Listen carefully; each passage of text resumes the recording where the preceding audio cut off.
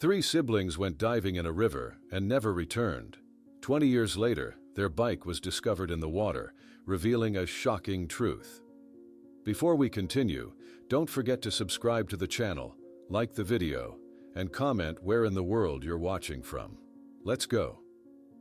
The morning air hung heavy with summer heat as Hannah Donovan stood at the kitchen window, watching a fine drizzle fall over the backyard. The small yellow kitchen of their modest blue house at the end of Cypress Lane filled with the aroma of toasting frozen waffles, while the radio hummed quietly, the weatherman announcing more rain expected for the afternoon. July in Millbrook, Alabama meant thunderstorms were always a possibility, but life carried on with its predictable rhythm, regardless. "Mom, can we have syrup? The real kind, not the diet stuff," called Lucas, her middle child, his 10-year-old voice carrying a note of hope that made Hannah smile despite her weariness. Hannah turned from the window, taking in the sight of her three children at the kitchen table. Their golden curls caught the morning light streaming through the curtains, making them look almost identical despite their age differences. 12-year-old Elijah, the responsible one, was already helping 9-year-old Sadie with her orange juice, while Lucas sketched what appeared to be a crude map on his napkin. "We're going to the river today," Elijah announced confidently, looking up at Hannah with those serious green eyes that sometimes made her forget he was still just a boy. "It's too hot to stay home." Hannah placed the plate of waffles on the table, watching her children dive in hungrily. "The news said the river's high after all that rain last week," she cautioned, pouring herself a cup of coffee. At 38, raising 3 children alone while working 2 jobs left little time for proper meals. "We'll be careful," Elijah promised, his expression solemn. "We'll stay in the shallow part, away from the deep hole." Hannah hesitated, thinking of the bills waiting to be paid, the double shift at the Sunshine Diner starting in an hour, followed by evening hours at the pharmacy. Since Tom had walked out 3 years ago, every day felt like a balancing act between providing for her children and actually being present in their lives. "Look, Mom," Lucas interrupted her thoughts, holding up his napkin map. "I marked the best spot for skipping stones. We'll stay right here, I promise." Sadie nodded vigorously, her legs swinging beneath the chair, untamed energy barely contained in her small frame. "Can we take sandwiches and cookies, please?" 40 minutes later, Hannah stood on the porch watching Elijah adjust the seat on their shared turquoise bicycle. The bike had been a lucky find at a garage sale last summer, and though it was meant for one rider, the children had adapted it to their needs. Lucas riding on the crossbar, while Sadie perched precariously on the makeshift carrier Elijah had attached to the back. "Remember what I said," Hannah called, tugging her waitress uniform straight. "Stay away from the deep hole. The newscast said the river is running higher than normal." "I promise we'll take care," Elijah replied, the seriousness in his voice betraying his role as the man of the house in his mind. "We'll be home before dark." As the children wobbled down the driveway, Hannah felt that familiar tug of worry mixed with pride. Elijah adjusted his blue Alabama Crimson Tide t-shirt, faded from too many washings. Lucas wore a similar shirt, a hand-me-down from his brother, while Sadie refused to wear anything but her favorite denim overalls. "Be careful," Hannah called one last time, watching them disappear around the bend, waving until they were out of sight. 10:15 in the morning, July 15, 1998, a date that would forever be etched in her memory, though she couldn't know it yet. At noon, while refilling coffee cups at the Sunshine Diner, Hannah glanced through the window as the sky darkened suddenly and rain intensified for several minutes. An inexplicable shiver ran down her spine, causing her to spill coffee on the counter. "Just a summer shower," her manager reassured her, but the unease lingered like a shadow at the edge of her consciousness. By 7:40 that evening, exhausted from her double shift and eager to hear about her children's adventures, Hannah pulled into the driveway of their small blue house. The silence that greeted her when she opened the door felt wrong immediately. No backpacks thrown in the hallway, no dirty glasses in the sink, no bickering or laughter. Elijah, Lucas, Sadie. Her calls echoed through empty rooms, each one feeding the growing knot of fear in her stomach. By 8:15, after checking with neighbors and calling friends, Hannah's hands shook as she dialed Diane Reynolds, whose daughter often played with Sadie. "I haven't seen them all day," Diane confirmed, concern evident in her voice. "Did they say where they were going?" "The river," Hannah whispered, already grabbing her car keys. "They went to the river." At 8:35, Hannah parked her old Chevrolet near the swimming spot her children favored. The riverbank was deserted, the water calm and indifferent under the emerging stars. Her flashlight beam caught something on a flat rock, 3 towels, neatly folded as her children always did, with their shoes lined up in size order beside them. Elijah's sneakers, Lucas's cheap sandals, and Sadie's pink flip-flops. The turquoise bicycle was nowhere to be seen. "Elijah, Lucas, Sadie!"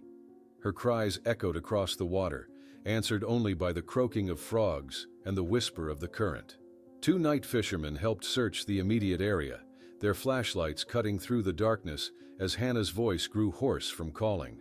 By 9:45, Sheriff Bennett had arrived with 3 patrol cars and 6 officers, organizing a search line with volunteers who began appearing as word spread through the small community. "The water level has risen about 2 feet with the recent rains," a forest ranger explained, pointing to marks on the vegetation. "The current is stronger than usual, especially near the deep hole." As the first night without her children dragged on, Hannah refused to leave, sitting on her car hood, red eyes fixed on the darkness of the river. Diane wrapped a blanket around her shoulders while others brought coffee and sandwiches for the volunteers. The small town of Millbrook was already beginning to change forever. At 2:15 in the morning, a volunteer emerged from the darkness, holding something in his hands, a small white sneaker, waterlogged, which Hannah immediately identified as Lucas's. "Maybe they were caught by the current and managed to get out downstream," suggested one of the deputies, offering a thread of hope. "They could be lost in the woods." But Sheriff Bennett's expression, a man who had seen many tragedies in his 30 years of service, revealed a darker concern as he quietly ordered the search expanded downstream at dawn. As the sun rose over the Cahaba River, illuminating the now seemingly peaceful waters, a truck driver was reporting to police in the neighboring county that he had seen 3 blonde children getting into a white van on the state road. Information that would completely change the direction of the investigation and divide the small community of Millbrook. Sheriff Bennett's expression hardened as the truck driver elaborated on his story. 3 blonde children, matching the description of the Donovan siblings perfectly, reportedly entering a white van on State Road 143, approximately 2 miles from the river. The information sent an electric current through the small police station, shifting the investigation's gravity almost instantly. "We need to split our resources," Bennett announced in the crowded meeting room at 7:30 the next morning, his weathered finger tracing routes on the county map. "Team 1 continues the river search. Team 2, I want roadblocks and a description of that van circulated to every law enforcement agency in 3 states. Hannah sat in the corner, hands clutching a styrofoam cup of untouched coffee, her eyes hollow from a night without sleep. The truck driver's report had ignited a flicker of hope. Her children might be alive, taken rather than drowned, but that possibility carried its own terrifying implications. By mid-morning, Hannah found herself standing before a television camera, a microphone thrust toward her face. The local reporter's voice was sympathetic but practiced. "These are my babies," Hannah said, her voice cracking as she held up a school photograph taken just weeks earlier. 3 identical smiles, 3 pairs of green eyes, 3 heads of golden curls. "Please, if anyone has seen my children, contact the police immediately." Back at the station, Hannah's trembling fingers placed strands of her children's hair into small envelopes, golden curls saved from first. Haircuts preserved in her bedside drawer. "The dogs need something with their scent," explained a female officer gently. "This will help them track more effectively." Outside, a human chain formed along Main Street, passing missing posters from hand to hand. The image of the 3 smiling siblings was soon plastered on every storefront, telephone pole, and community bulletin board in Millbrook. Volunteers organized search parties, divided the surrounding woods into grids, and established a command center at the local convenience store. Professional divers from Montgomery's search and rescue team arrived by early afternoon, their expressions grim as they emerged from their first exploration of the river. "Visibility is near zero," the lead diver explained to Hannah. "The current is tricky too, much stronger than it looks on the surface. We'll keep trying, but I need to be honest about the challenges we're facing." Hannah nodded mechanically, her mind already calculating how to be in two places at once, monitoring the river search while following up on the possible abduction lead. Late that night, in the dim light of Hannah's kitchen, she and Diane hunched over a large improvised map, marking areas already searched with red pins. "The dogs picked up nothing along the roadside," Hannah said, pushing away a cold cup of coffee.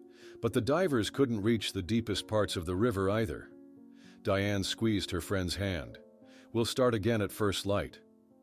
Days blurred together. On the fourth day, Sheriff Bennett summoned the truck driver for additional questioning, growing increasingly skeptical of his account. The man shifted nervously in his chair, sweat beading on his forehead under the fluorescent lights. "I'm not so sure anymore," he finally admitted, avoiding eye contact. "It might have been the week before. Sometimes the trips get mixed up in my head." When Hannah learned of this development in the station hallway, something broke inside her.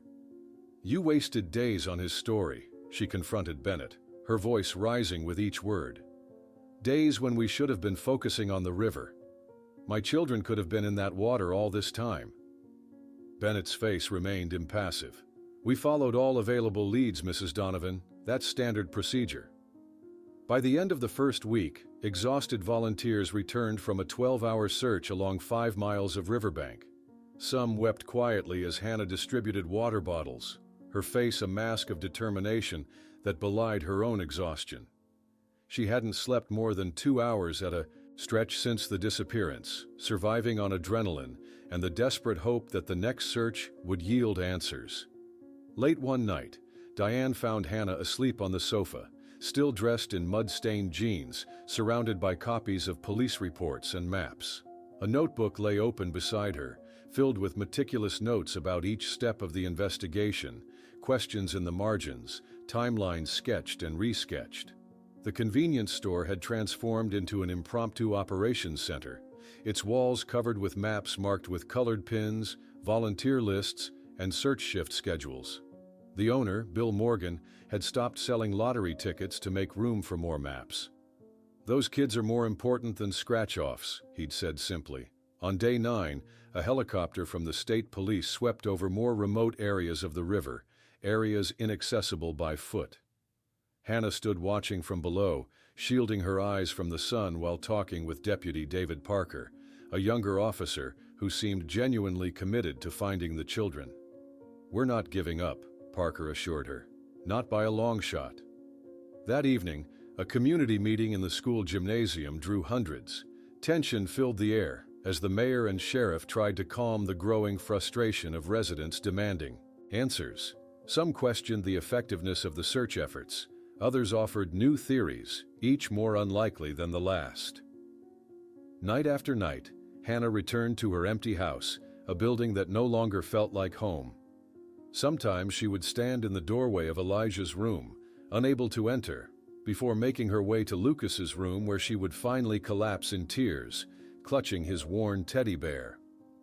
On the dawn of the 10th day, Hannah knelt alone at the riverbank, her knees sinking into the mud, whispering a plea into the morning mist. "Please give me a sign, any sign at all." As the second week of fruitless searches came to an end, Sheriff Bennett called Hannah into a private conversation, placing an official document with the county seal on the table before her. "Mrs. Donovan, we need to discuss reclassifying the case as an investigation of presumed fatalities," words that Hannah swore to herself she would never accept, not without concrete proof. "I will never reclassify my children as deceased without proof," Hannah stated firmly, her voice steadier than her trembling hands. "You can file whatever paperwork you want, Sheriff Bennett, but I won't sign it." 3 months later, on a crisp October morning, Hannah Donovan pushed through the door of the Sunshine Diner. At 6:30, tying her apron around her waist with mechanical precision. Conversations hushed momentarily as she entered, colleagues watching with that now familiar mixture of compassion and discomfort before awkwardly resuming their morning routines. "Good to have you back, Hannah," said Marge, the head waitress, squeezing her shoulder briefly before handing her an order pad. "Section 3 is yours today." Hannah nodded, her face a carefully constructed mask of composure. Financial necessity had forced her return to work. Bills continued arriving with cruel regularity, despite her world having stopped on July 15th. The manager had held her position, motivated by equal parts kindness and awareness of how it would look to fire the mother of 3 missing children.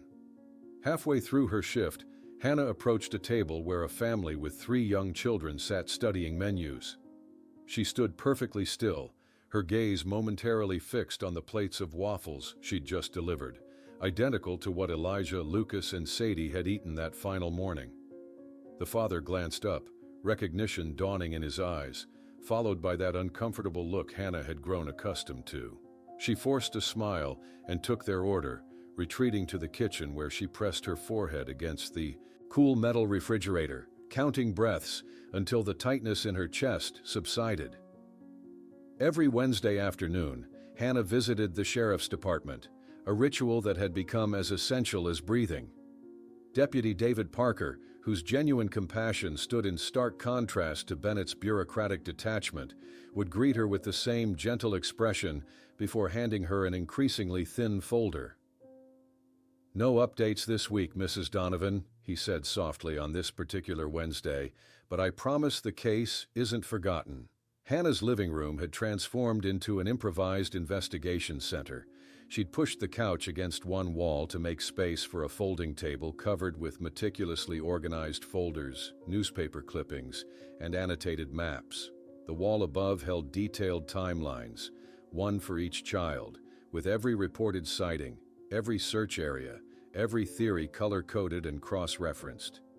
Evenings found Hannah at her second job at Wilson's Pharmacy, restocking shelves and operating the register with quiet efficiency. Customers avoided her gaze or offered tensely polite smiles, conversations abruptly ceasing when she approached. Some days, she almost preferred this awkward silence to the alternative, well-meaning people asking how she was holding up, or, worse, those who spoke of her children in past tense. On the recommendation of Deputy Parker, Hannah began attending a support group in Montgomery for parents of missing children. During her first session, she sat silently, listening to stories that mirrored her own nightmare. When her turn came, she managed only 3 words, "My 3 children," before collapsing into tears, the first she'd allowed herself in public since the press conference. Small moments of ordinary life became treacherous terrain. One Saturday at the community laundromat, Hannah froze at the sight of 3 identical children's cardigans being folded by a distracted mother. The crushing weight of recognition drove her outside, gasping for air on the sidewalk, a concerned stranger asking if she needed medical assistance. Sundays developed into a sacred ritual. Hannah would move methodically through each child's bedroom, dusting Elijah's swimming trophies, arranging Lucas's toy cars in perfect rows, combing Sadie's doll's hair with gentle strokes. These rooms remained pristine sanctuaries, preserved exactly as they had been on that July morning, windows opened weekly to keep the air fresh, as if the children might return any moment and disapprove of dust or staleness.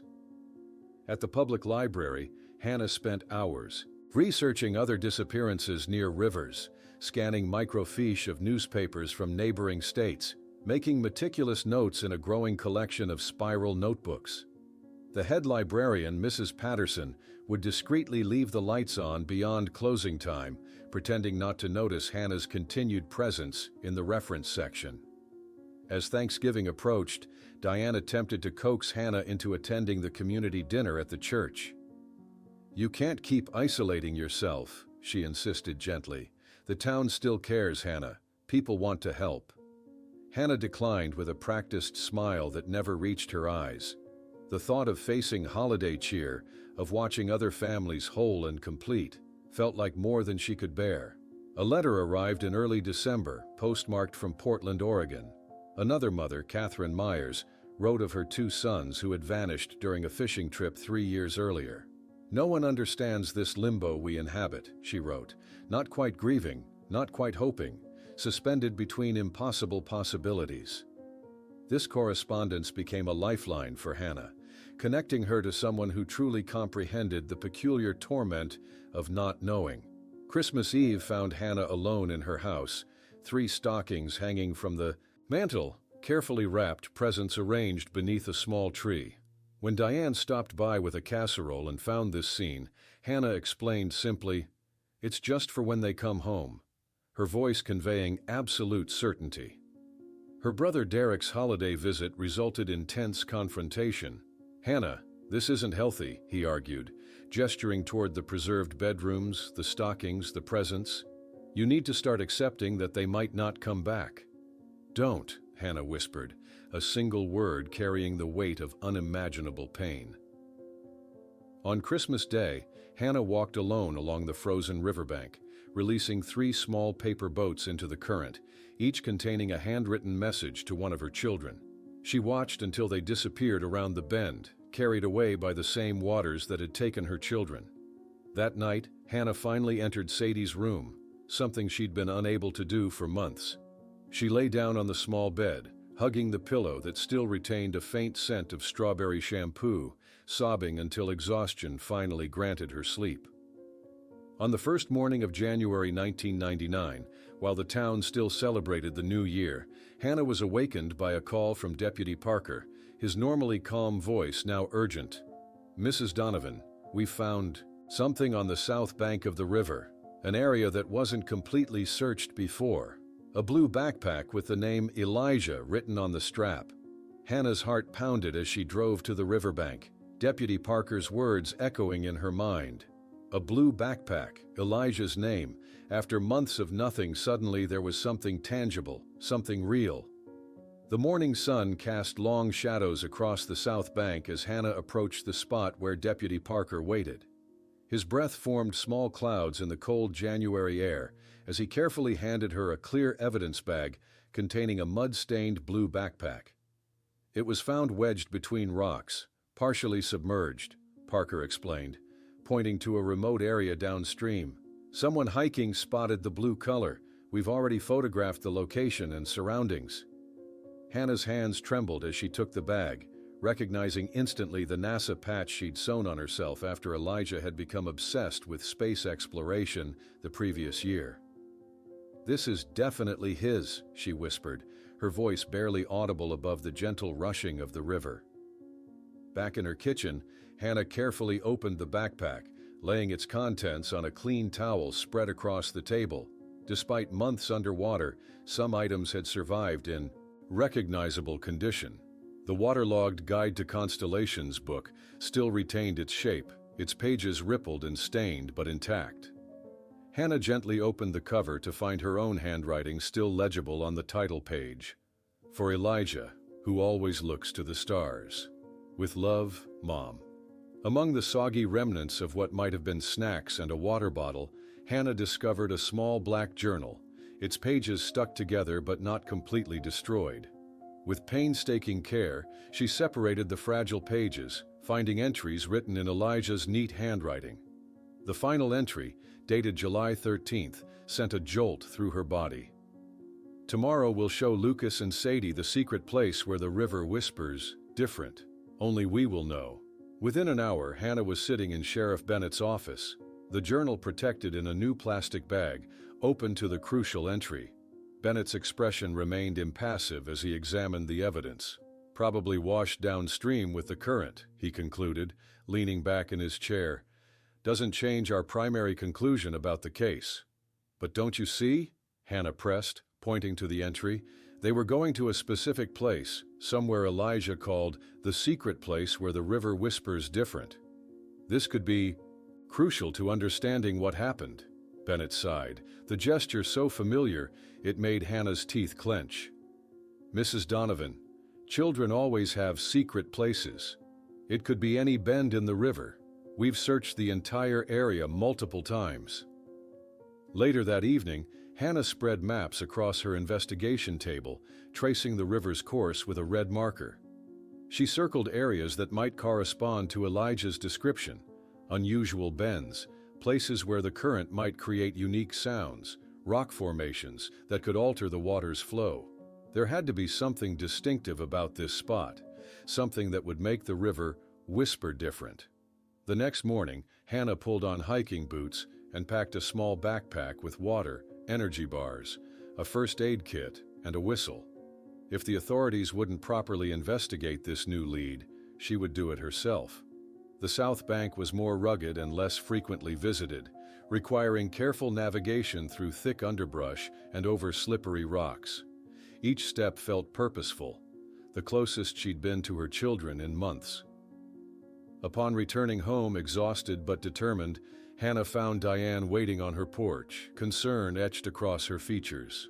"You haven't slept in days, Hannah," she confronted her friend. "You're living on coffee. I can't watch you destroy yourself like this." "What would you have me do?" Hannah asked, her voice raw with emotion and exertion. "Give up? Accept that they're gone when this proves they might have been somewhere specific, somewhere we haven't properly searched?" The following day at the Sunshine Diner, exhaustion caught up with Hannah. She dropped a tray of dishes, the crash silencing the lunch crowd. Her manager gently took her aside. "Maybe you need a few days off, Hannah," he suggested. "You're pushing yourself too hard." At the library later that week, Hannah was researching geological formations of the Cahaba River when a young man approached her table. Tall and lean with earnest eyes behind wire-rimmed glasses, he introduced himself quietly. "Mrs. Donovan, I'm Mark Daniels from the Montgomery Advertiser. I was wondering if I might speak with you about your children's case." Initially hesitant, Hannah agreed to meet him at a cafe the following day. Mark arrived with a notebook filled with detailed notes, spreading them across the table as he explained his interest. "There are inconsistencies in the official reports," he said, pointing to highlighted sections. "Areas that were never adequately searched, testimonies dismissed without proper investigation. I've been looking into similar cases, and the pattern is troubling." Hannah's heart quickened as she recognized elements of her own suspicions articulated by someone else, someone with resources and a platform. Together, they drove to a specific river bend Hannah had identified from Elijah's journal description. Elijah mentioned a curve in the river where the sound of the water was different, she explained, leading Mark down a steep embankment. "It must be something like this." While Mark photographed the location from various angles, Hannah stood perfectly still, closing her eyes to listen to the water. "There's something strange about the current here," she observed. "It sounds almost like it's flowing over something beneath the surface." The following week, Hannah received a call from the elementary school where she'd volunteered before the disappearance. The principal's voice was sympathetic but firm. "Perhaps it's too soon for you to return, Hannah. The children ask many questions, and it seems to be causing you distress." That night, Hannah fell asleep briefly over her maps, awakening suddenly from a vivid dream where Elijah pointed urgently to a specific part of the river. She scrambled for her notebook, recording every detail before the memory could fade. Mark arrived the next day with documents obtained through Freedom of Information requests. The Public Works Department conducted some kind of project on the river 6 months before the disappearance, he explained, spreading out partial records. But the details are incomplete in the archives. As Hannah and Mark examined the incomplete documents about Riverworks, the phone rang. It was Deputy Parker, his voice tense. "Hannah, the sheriff wants to close the case definitively tomorrow, classifying it as lost to the waters, bodies unrecoverable, and he has Mayor John Mercer's approval to do it." "We need to stop this," Hannah said, hanging up the phone. Her voice carried a determination that Mark hadn't heard before, steel beneath the exhaustion. The next morning, Hannah and Mark stood before Sheriff Bennett and Mayor John Mercer in the town hall meeting room. Mercer, a robust 60-year-old with a politician's practiced smile, leaned back in his chair, while Bennett slid a folder stamped "Case Closed" across the polished table. "I understand your pain, Mrs. Donovan," Mercer said, his tone carrying the careful measure of rehearsed sympathy. but we cannot keep resources indefinitely allocated to a case without new evidence. Hannah placed Elijah's journal on the table. This is new evidence. My son wrote about a specific location. Children's imagination, Bennett interrupted. Officially, we've concluded that your children were victims of accidental drowning, bodies unrecoverable. Mark stepped forward, placing his notebook beside the journal. We found discrepancies in the search records. Entire sections of the South Bank were never properly examined. Mercer's smile tightened. Young man, our emergency services conducted the most thorough search in this county's history. Every available resource was deployed. Then why were documents about river modifications sealed? Mark challenged. Bennett stood abruptly. This meeting is over. The case is closed. Outside Town Hall, a small gathering of about 20 supporters held signs reading, "Justice for the Donovan siblings," and "Three angels deserve answers."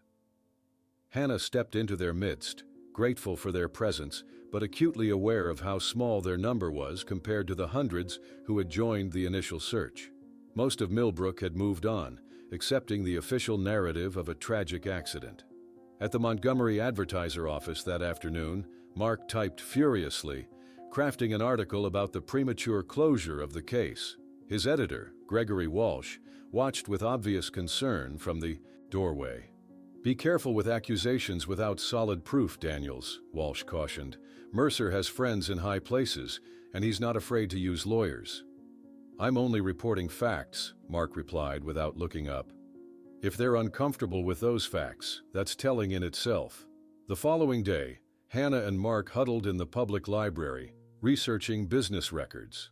The County Register of Companies revealed that Mercer Construction had received a municipal contract for maintenance and modifications to water structures in December of 1997, just 7 months before the children disappeared. "This has to be connected to what Elijah called the place where the river whispers different," Hannah whispered, her finger tracing the contract date. Their attempt to access the project details at the Public Works Department met with unexpected resistance. A nervous clerk shuffled papers while avoiding eye contact. "Those specific records were transferred to external storage," he explained, adjusting his glasses repeatedly. "We'd need special authorization to retrieve them." "Whose authorization?" Mark pressed. "The mayor's office," the clerk admitted, then quickly added, "It's standard procedure for archived materials." Hannah noticed the changes in town. Gradually at first, then with increasing clarity. At the local grocery store, certain people now avoided her gaze or changed aisles when they saw her approaching. Mrs. Wilson, who'd always chatted with Hannah at the pharmacy, suddenly found reasons to have Hannah work in the stockroom when certain customers came in. Yet there were others, like elderly Mrs. Peterson, who whispered, "Don't give up, dear. Not everyone's against you," while selecting her blood pressure medication. Mark's efforts to interview former Mercer Construction employees yielded similar patterns of avoidance. One former foreman, speaking from his porch with constant glances toward the street, was bluntly honest. "I don't know anything about river work, and I'd need this job." The financial pressure on Hannah intensified when her manager at the Sunshine Diner called her into his office one quiet afternoon. "I'm sorry, Hannah," he said, unable to meet her eyes, "but we've been receiving complaints about your distant behavior. We need to reduce your hours." That night, at 3 a.m, Hannah stood before the wall in her living room, where photographs, newspaper clippings, and maps created a complex web of connections.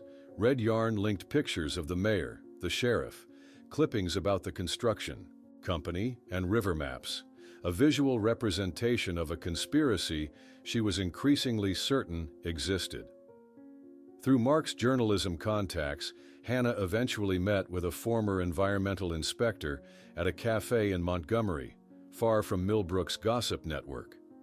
"There were irregularities in that project," the man confirmed, keeping his voice low. "Everyone who questioned it was silenced or transferred. I took early retirement rather than sign off on something that violated at least 6 regulations. Even Deputy Parker," Hannah's most consistent ally within the department, showed signs of withdrawing when she visited his home seeking unofficial help. "I can't assist officially, Hannah," he admitted, visibly uncomfortable. "I have a family to support. Bennett is watching anyone who reopens this subject." The first anniversary of the disappearance arrived on July 15, 1999. Hannah organized a riverside vigil that drew dozens of people with candles. Under the same summer sky that had witnessed her children's disappearance, Hannah read an emotional letter addressed to Elijah, Lucas, and Sadie, her voice steady despite the tears on her cheeks. Local press photographers captured the moment, the river reflecting dozens of candlelight points in the darkness. After most attendees had departed, Hannah found herself approached by 3 separate families who shared stories of loved ones lost in accidents over the years in Millbrook, all with tales of hastily concluded investigations. That night, Hannah stood before her bathroom mirror, staring at the stranger she'd become. With deliberate movements, she took scissors and cut the long hair she hadn't touched since the disappearance, watching the strands fall like memories into the sink. "They don't know who they're dealing with," she told her reflection. The following morning, Hannah found her car with all 4 tires slashed and an anonymous note on the windshield. "Some waters are too deep to be stirred. Think about your safety." A threat that, instead of dissuading her, crystallized her conviction that she was on the right track. Hannah stared at the slashed tires of her car, the anonymous note clutched in her trembling hand. This wasn't random vandalism, it was a calculated message meant to frighten her into silence. The threat only hardened her resolve. The following morning, Hannah entered the police station, approaching a young officer she didn't recognize. The rookie barely looked up from his computer as she explained the damage to her vehicle and handed over the threatening note. Through the glass doors of his office, Sheriff Bennett watched impassively, making no move to intervene or offer assistance. "Probably just teenagers," the officer suggested with a shrug, filling out the report with obvious disinterest. "Been some vandalism around town lately. Teenagers who specifically targeted my car and left a threatening note about waters being too deep to stir?" Hannah countered, her voice steady despite her anger. "I'll file the report," he replied, sliding the form into a drawer. "Don't expect much." 2 days later, Mark's article appeared on the front page of the Montgomery Advertiser. "Mother of missing children faces intimidation in Millbrook." Beside it ran a photograph of Hannah standing next to her damaged car, her recently cut hair and determined expression creating an image of defiance rather than victimhood. The article detailed the anonymous threat and connected it to Hannah's ongoing investigation into irregularities surrounding her children's disappearance. The regional attention generated by Mark's reporting brought renewed focus to the case. Hannah began receiving calls from news outlets in Birmingham and even Atlanta, though she directed all inquiries to Mark, preferring to work behind the scenes. By the end of the month, Hannah had secured a part-time position as an assistant at the Millbrook Public Library.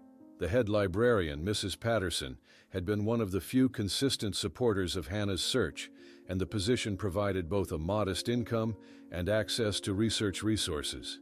After closing hours, Hannah would use the library computer to search archived newspaper articles about irregular construction projects and environmental violations.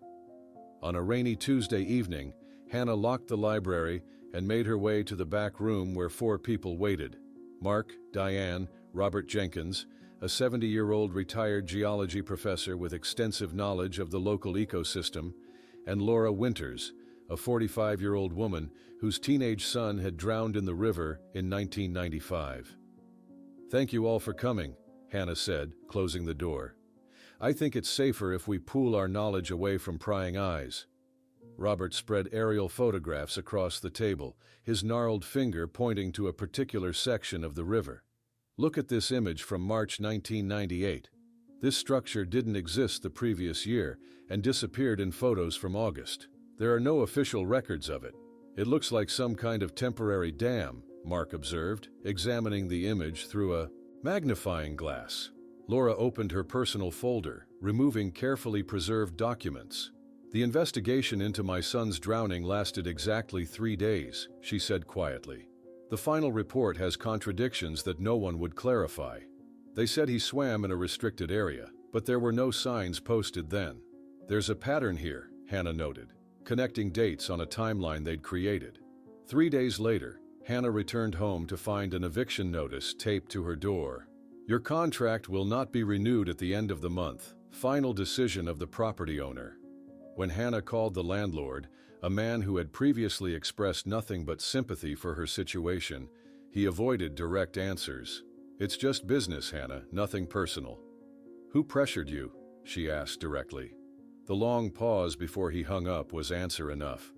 Rain poured from dark skies as Hannah and Diane loaded boxes of documents and investigation materials into Hannah's car, now repaired but bearing the scars of the vandalism.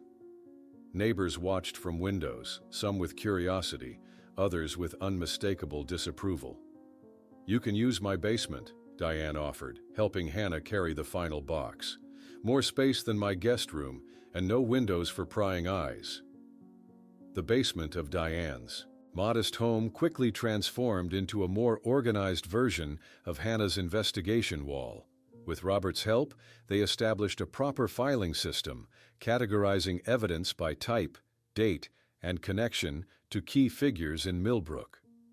At the Montgomery Advertiser, Mark faced his own battles. "You're shelving my article about irregularities in public records due to external pressure," he confronted his editor. "That's journalistic censorship." Gregory Walsh sighed heavily. "Two major advertisers threatened to pull out if we run another conspiracy piece about Millbrook. I've got a newspaper to keep afloat, Mark." Back in Millbrook, Hannah encountered increasingly open hostility. At the supermarket, Agnes Miller, wife of a town councilman, cornered her between the produce and dairy sections. "You're damaging our town's reputation with these conspiracy theories," she hissed. "Think about tourism, about jobs. Haven't you caused enough trouble?" The following weekend, Robert and Hannah explored the riverside locations identified in their research. The elderly professor explained hydrological concepts as they walked. "A structure positioned here would dramatically alter the underwater flow," he demonstrated, pointing to a narrow section. "It would create currents practically invisible at the surface, but deadly below, especially after heavy rains raised the water level." That evening, Hannah composed a detailed letter to the National Center for Missing Persons, enclosing copies of all documentation collected, photographs, and a comprehensive timeline. With Mark's help, she assembled a compelling case highlighting the inconsistencies in the official investigation. The group gathered around Diane's computer a week later, discovering that Mayor Mercer's wife was the first cousin of the former Public Works Secretary responsible for approving river projects during the critical period. "The connections keep multiplying," Diane whispered, printing the family records they'd uncovered. Hannah's phone rang the following afternoon, a representative from the national organization. "Your case presents significant inconsistencies in the official investigation. We'd like to send a specialized consultant next week." 2 nights before the consultant's scheduled arrival, the municipal storage facility housing remaining physical records that hadn't been digitized mysteriously caught fire, destroying decades of documents, including all remaining records of works on the Cahaba River between 1990 and 1999. The municipal storage facility burned through the night, orange flames illuminating the Millbrook sky as firefighters fought a losing battle against the blaze. By morning, only smoldering ruins remained where decades of town records had once been stored. Hannah watched the smoke rising from across town, the timing too convenient to be coincidence. State media descended on Millbrook like vultures. The Alabama Tribune ran the headline, "Convenient Timing, Crucial Records Destroyed Days Before Investigation Review," while Birmingham television stations broadcast live from the charred remains of the storage facility.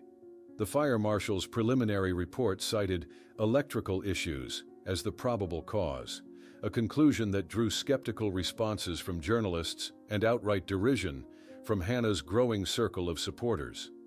Derek Matthews arrived in Millbrook 3 days after the fire, pulling his rental car into Diane's driveway shortly after noon. At 58, the former FBI investigator carried himself with military precision, silver hair neatly trimmed, his handshake firm as he introduced himself to Hannah and her group. 22 years with the Bureau, Matthews explained, presenting his credentials as they gathered in Diane's basement. Specialized in cases of missing persons with suspicious circumstances. He moved methodically around the room, examining the evidence walls with professional scrutiny. "You've done remarkable work with limited resources," he commented, studying the timeline Hannah had constructed. "There are clear indications of obstruction here." After reviewing everything, Matthews stepped outside to make several phone calls, speaking in professional jargon that Hannah couldn't fully follow. His expression remained impassive, but a subtle tension in his posture suggested both concern and determination. "I've requested access to satellite imagery from the specific period," he explained upon returning. "And I'm pulling some strings with the Army Corps of Engineers. They should have records of any approved river modifications." 2 days later, Matthews' contacts delivered. Hannah and the group huddled around Diane's computer, staring at a document obtained from the Corps of Engineers.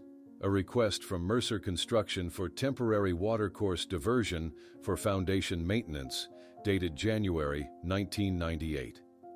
The request was approved without the mandatory environmental impact studies, Matthews explained, highlighting sections of the document. "Someone expedited the process and ignored federal protocols.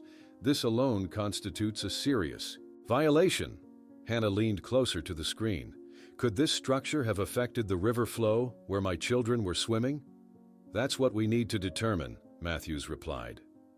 The following morning, Matthews and Hannah drove to a small trailer on the outskirts of town to meet Walter Simmons, a frail 70-year-old former municipal worker whom Robert had identified through retirement records.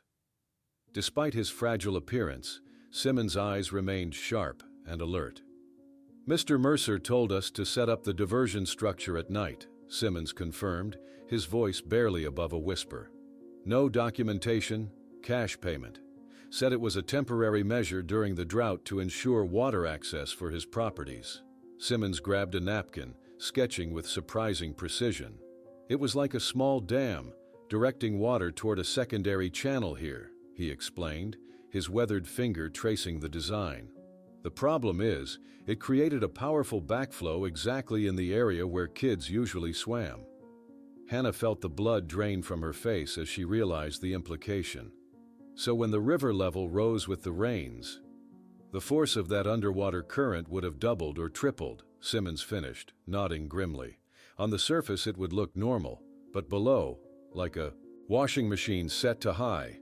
That night, checking her emails before bed, Hannah found a message with no identifiable sender. The body contained only one line. "Found on an old hard drive, taken 7/15/98, approximately 11:30 a.m., and an attached image. Hannah's hand trembled as she opened the attachment. The photograph showed her 3 children playing in the water, their golden curls catching the sunlight, smiles clearly visible on their faces. In the background, partially visible, stood a wooden and metal structure crossing part of the river, exactly matching Walter Simmons's description. "Mark," she called, her voice breaking. "You need to see this." Matthews arrived within the hour, examining the photograph with specialized software he'd brought. "This image hasn't been tampered with," he confirmed after thorough analysis. "And that structure corresponds precisely to Simmons's description." Hannah touched the image of her children on the screen, silent tears tracking down her cheeks. "This might be the last photo of them alive," she whispered, "and it proves the structure was there that day." The group gathered in Diane's kitchen the following morning to determine their strategy. "We need to call a press conference," Matthews advised. "Present all evidence at once before it can be suppressed." "What about the sender of the photo?" Robert asked. "Could they have more information?" "I've tried responding to the email, but it bounces back," Mark explained. "It was sent through an anonymous relay." "Whoever sent it is taking a significant risk," Matthews noted. They might be afraid to come forward directly. Hannah nodded, understanding the climate of fear in Millbrook all too well. Then we move forward with what we have, she decided. The photo, the Corps of Engineers documents, Simmons' testimony. It's enough to force a proper investigation. They spent the day preparing documents, organizing evidence, and contacting media outlets. Matthews used his connections to ensure coverage beyond local papers, reaching out to national networks with interest in cold cases and government misconduct. The following morning, as Hannah and Matthews were preparing documents for the press conference scheduled for 2 p.m., Diane burst through the door, the local newspaper clutched in her hands, her face pale with shock. Sheriff Bennett resigned last night and left town, and Mayor Mercer has just been hospitalized after suffering an apparent heart attack when questioned by reporters about the structure in the river. The news of Sheriff Bennett's sudden resignation and Mayor Mercer's hospitalization spread through Millbrook like wildfire. Hannah stared at the newspaper headline, struggling to process this dramatic turn of events. "This changes everything," Matthews said, quickly rearranging their prepared documents. "We need to adapt our strategy immediately." Within hours, the small town transformed into a media circus. News vans lined Main Street, reporters stationed outside the hospital where Mercer remained in intensive care, and satellite trucks set up near Town Hall. The press conference, originally planned as an uphill battle against entrenched power, suddenly became the centerpiece of a breaking scandal. Hannah stood at the podium in the small conference room of the Millbrook Inn, cameras flashing as she faced more journalists than the room could comfortably hold. The nervousness she felt contrasted sharply with the determined set of her shoulders as Matthews arranged their evidence on the table beside her. 20 years ago, my 3 children disappeared while swimming in the Cahaba River," Hannah began, her voice steady despite the emotions churning within. "Today, we present evidence that their disappearance was not a simple accident, but the result of negligence and a subsequent cover-up by town officials." Matthews methodically walked the reporters through the timeline they had constructed, pointing to enlarged photographs and documents displayed on boards behind them. The initial skepticism on many faces gradually transformed into expressions of shock as the evidence mounted.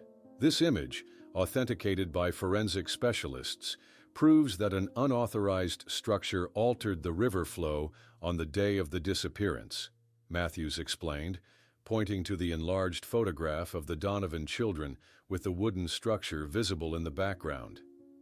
This dam-like construction created deadly underwater currents in an area frequently used for swimming. Walter Simmons, supported by Robert Jenkins, made his way slowly to the microphone. His frail voice carried clearly through the now silent room. "We built that structure under direct orders from John Mercer.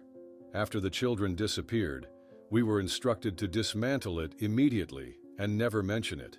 Questions erupted from the assembled journalists, creating a cacophony that the small town had never experienced.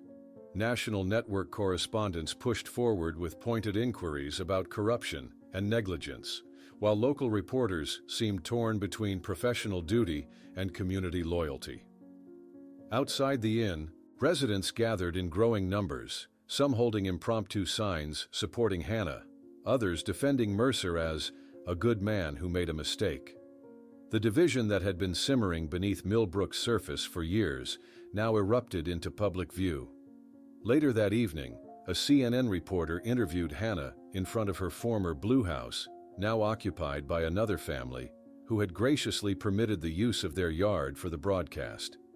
"How has it been to spend 20 years knowing something was wrong, but facing closed doors at every turn?" the reporter asked, microphone extended toward Hannah.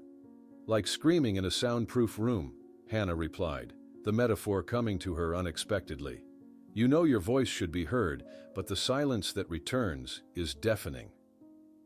Across town, residents crowded around televisions in bars and living rooms, watching as their small community became national news. In the Cypress Creek Diner, heated arguments broke out between those defending the town leadership and others expressing outrage at the apparent cover-up.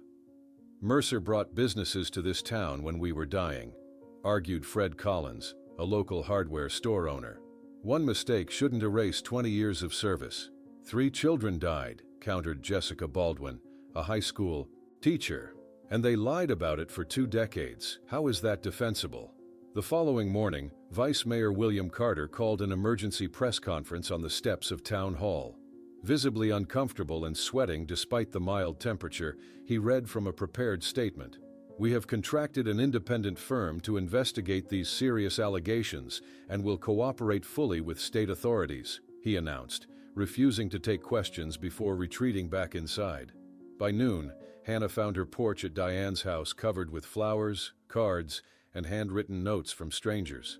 Many contained apologies for not believing her earlier, while others shared similar stories of dismissal by authorities.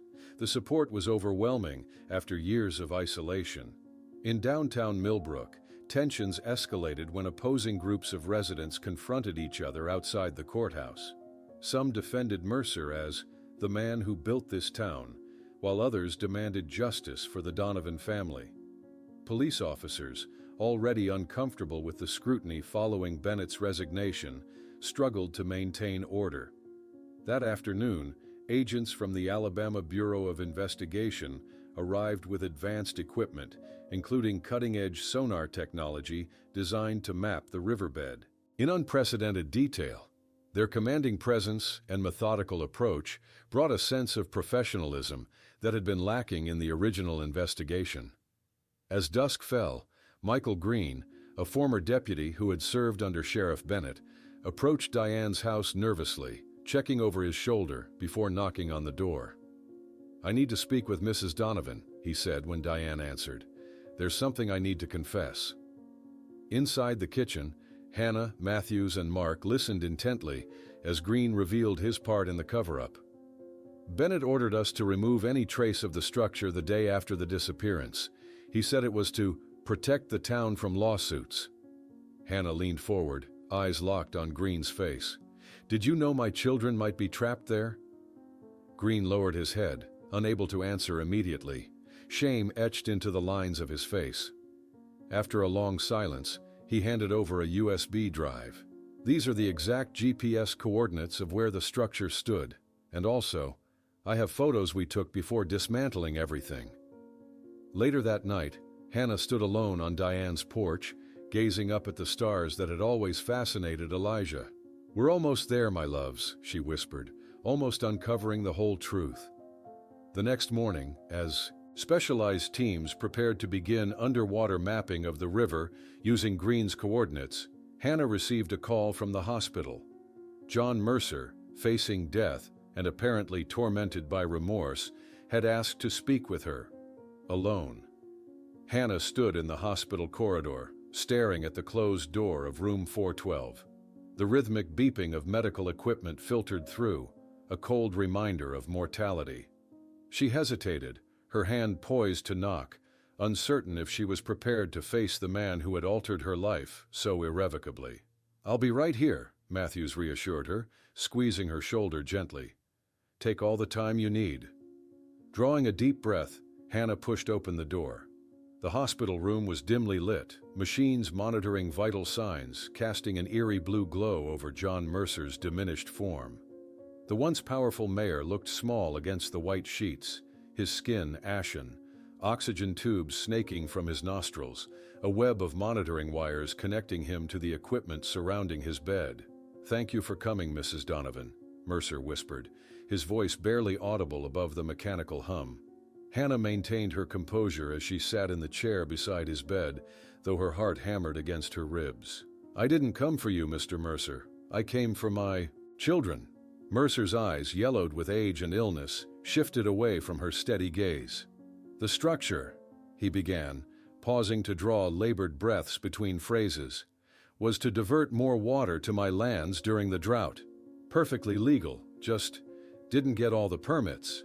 "And after my children disappeared?" Hannah asked, her voice controlled despite the rage simmering beneath. "Why order its immediate removal if there was nothing wrong? Liability? Insurance? Politics?" Mercer's words fell like stones between them. "Never, Never imagined the children might be trapped there. We believed they'd been swept downstream." Hannah removed the photograph of her 3 children from her purse, placing it deliberately on Mercer's chest. "Look at them," she commanded. "You stole their lives, and then you stole 20 years of mine, denying me even the chance to bury them." Mercer's hand trembled as he reached for a notepad on the bedside table. With shaking fingers, he sketched the diversion structure, adding technical details about water pressure and flow. "It was like this," he explained, his breathing becoming more labored. "Created pressure here, never intended." Meanwhile, at the riverbank, technical teams were setting up advanced sonar equipment. Matthews coordinated with state specialists, directing the placement of sensors designed to create 3-dimensional mappings of the riverbed. The atmosphere was one of focused professionalism, a stark contrast to the chaotic initial search 20 years earlier. A technician called Matthews over to his computer monitor, pointing to an anomalous formation on the preliminary scan. "This formation isn't natural," he explained, indicating a cavity-like structure on the digital display. "It appears to be a chamber excavated by water, connecting to a pre-existing cave system." The leader of the specialized dive team joined them, studying the sonar images with a practiced eye. "The entrance is narrow, and the current is still significant even after all these years," he observed. "We'll need specialized equipment for a safe exploration." Hannah left the hospital with mixed emotions churning within her. Mercer's confession, while confirming her suspicions, offered little comfort against the magnitude of his deception. She found Matthews waiting in the parking lot, his expression suggesting important news. "We've identified an underwater anomaly," he explained quickly. "A cavity formed by the altered water flow, possibly connected to natural caves beneath the riverbank." Before Hannah could respond, commotion erupted behind them. Medical personnel rushed toward Mercer's room, alarms blaring through the hospital corridors. "Code Blue, 4th floor," announced a calm voice over the intercom, belying the urgency of the situation. By evening, dozens of Millbrook residents gathered at the riverbank, holding candles in silent vigil as dive teams prepared their equipment. Hannah noticed familiar faces among them, people who had doubted her for years now standing in respectful silence. The community that had fractured was beginning to recognize the tragedy that had occurred in their midst. Hannah stood at the water's edge, watching its deceptively tranquil surface shimmer with reflected candlelight. "We're coming, my loves," she whispered, her words carried away by the gentle breeze. "Mommy's finally bringing you home." Preparations continued into the night as the dive team methodically checked equipment and reviewed the sonar data. The technical complexity of the operation became evident as they discussed approaches to safely navigate the underwater cavity. "The current creates a siphon effect at the entrance," explained the lead diver. "Once inside, visibility will be near zero due to sediment. We'll use guidelines and maintain constant communication." At dawn, the first team of 2 divers entered the water. Hannah watched from the shore, Matthews and Diane at her sides, as the dark water swallowed the divers' lights. The crowd maintained a respectful distance, conversations hushed to murmurs as minutes stretched into nearly an hour. The surface of the water remained undisturbed, except for occasional air bubbles marking the divers' positions. Radio communications between the surface team and the divers revealed methodical progress through the underwater passage, technical terms punctuated by static. At precisely 45 minutes after submersion, the water rippled as the first diver emerged. Even through his mask, the pallor of his face was evident in the morning light. He removed his regulator, exchanged a meaningful glance with the team leader, and spoke in a controlled but tense voice. "We found human remains in the cavity. 3 sets. Small." A hush fell over the riverbank as the diver's words registered with those nearby. Hannah's legs threatened to give way beneath her, Diane's supportive arm around her waist, suddenly the only thing keeping her upright. After 20 years of searching, of fighting against disbelief and deliberate obstruction, the truth had finally emerged from the depths of the Cahaba River. The recovery operation began at first light the following day. The solemn procession of boats positioned themselves strategically around the dive site, while forensic specialists prepared white sheets with quiet efficiency. Hannah watched from the shore, flanked by Diane and Mark, her eyes never leaving the spot where divers repeatedly disappeared beneath the surface. Each emergence brought another carefully wrapped bundle, small and painfully light, placed with extreme gentleness onto waiting stretchers. Hannah's face reflected complex emotions, renewed grief interwoven with a somber peace that had eluded her for 2 decades. The nightmare of uncertainty had ended, replaced by a truth that, while devastating, was at least concrete. 3 days later, Hannah sat in the sterile office of the State Forensic Laboratory, receiving the official confirmation she had both dreaded and needed. The tests confirm with 99.97% certainty that the remains are those of Elijah, Lucas, and Sadie Donovan, the medical examiner explained gently. That afternoon, Hannah visited the local funeral home, her steps resolute as she selected 3 identical white caskets. They did everything together, she explained to the funeral director, inspecting each detail personally, even at the end. When Matthews arrived with news of John Mercer's death, Hannah received it with unexpected calm. "He'll never face a courtroom," Matthews said, "but his confession is documented and will become part of the official record." "Justice comes in many forms," Hannah replied softly. "His last days were spent knowing the truth would come out. That's something, at least." The following day, Hannah stood before her old blue house on Cypress Lane, now home to a young family who, upon learning her identity, invited her inside. She climbed the stairs slowly, each step heavy with memory, to find the children's bedrooms transformed into spaces she barely recognized.